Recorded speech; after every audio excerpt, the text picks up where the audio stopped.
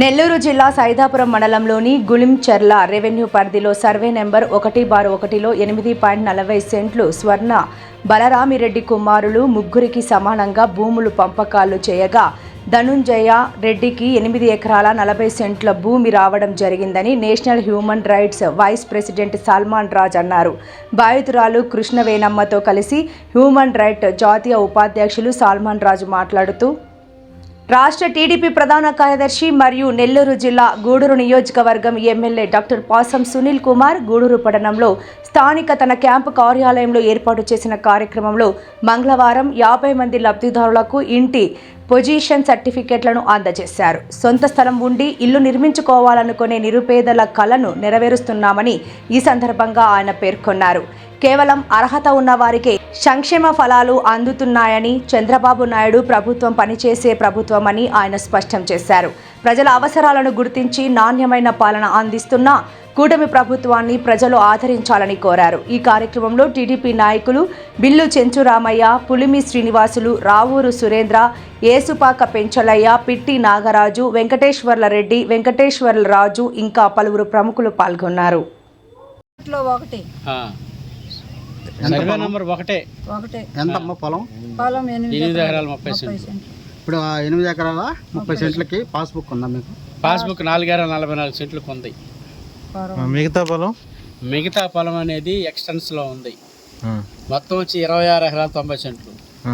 ఇద్దరు ఒకడు వచ్చి 70 సంవత్సరాల నాడు అమ్ముకోపోయినాడు. ఎవరికి అమ్మారు?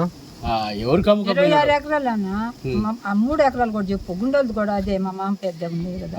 సరే 30 ఎకరాలు. సరే రేపు రీసెల్లో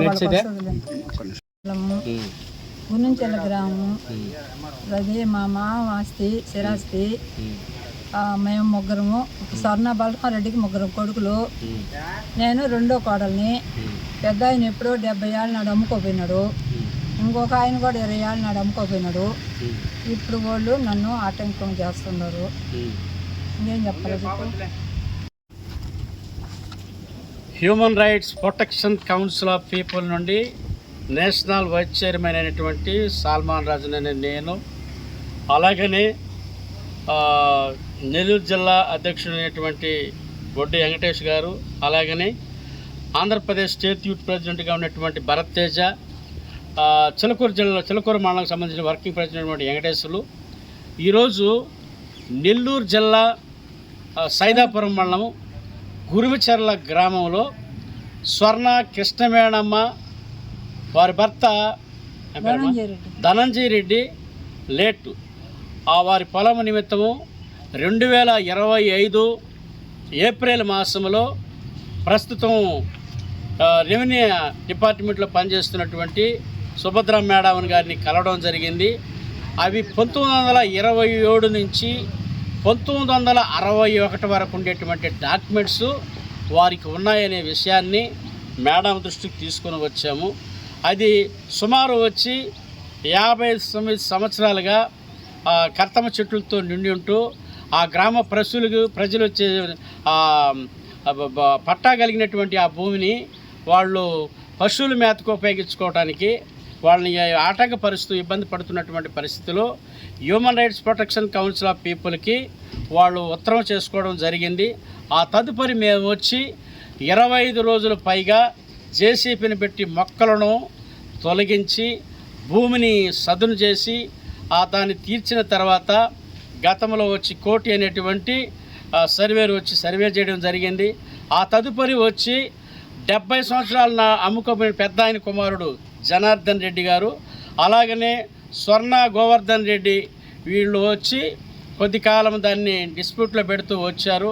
తర్వాత ఇప్పటికీ సంవత్సరం రోజులు అనేది స్థానిక ఎంఆర్ఓ గారు మేడం గారు 1-2 సార్లు మేము ప్రెస్ మీట్లో కూడా వాళ్ళు మాకు హ్యాట్సాప్ చేసి దానికి సంతోషించినట్లుగా మాతో ఎవిడెన్స్ ఉన్నాయి.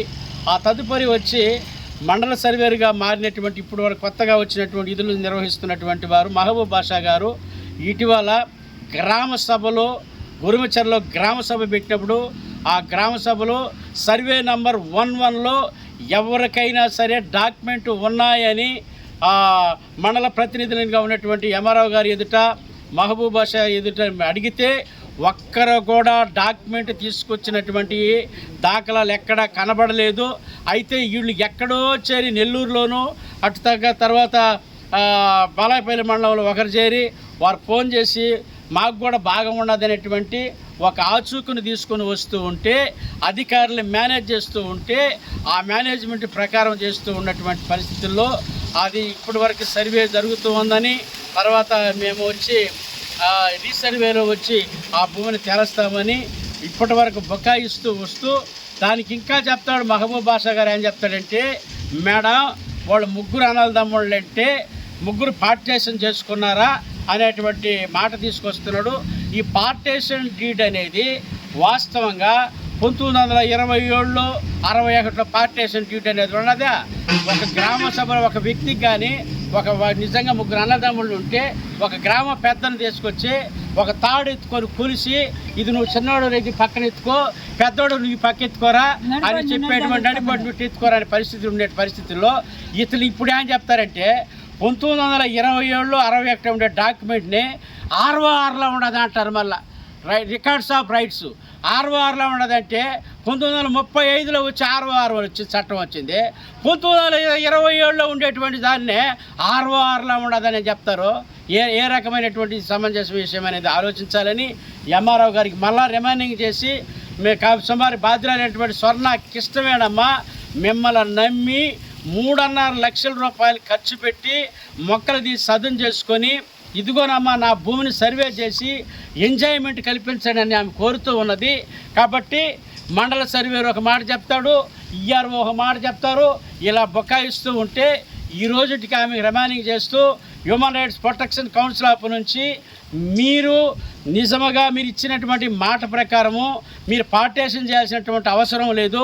70 సంవత్సరాల నాడు ఒకడు బాగున్నాడు పంచుకొని బాగున్నాడు, ఆయన వెలసెటిల్ అయినాడు, ఇంకొకటి 20 సంవత్సరాల నాడు అమ్ముకున్నాడు.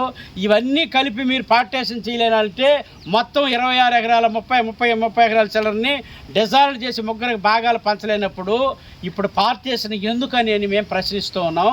కాబట్టి ఉన్నటువంటి భూమిని 8 ఎకరాల 30 సెంట్ల భూమిని ఉన్నటువంటి ప్రజెంట్గా ఉన్నటువంటి స్వర్ణ కృష్ణవేణమ్మ కుటుంబానికి అది మీరు మంచి మనసు చేసుకొని త్వరగా, ఇప్పటికే చాలా ఆలస్యమైంది కాబట్టి దానికి ఇంకా రావాల్సిన రైట్స్ని కూడా మేము సమర్పించడానికి సిద్ధంగా ఉన్నాం. కాబట్టి త్వరపడి దానికి రైట్స్ కల్పించి వారికి న్యాయం చేయాలని human rights protection council of అధ్యక్షుడిగా కోరుతున్నాం. Thank you so much.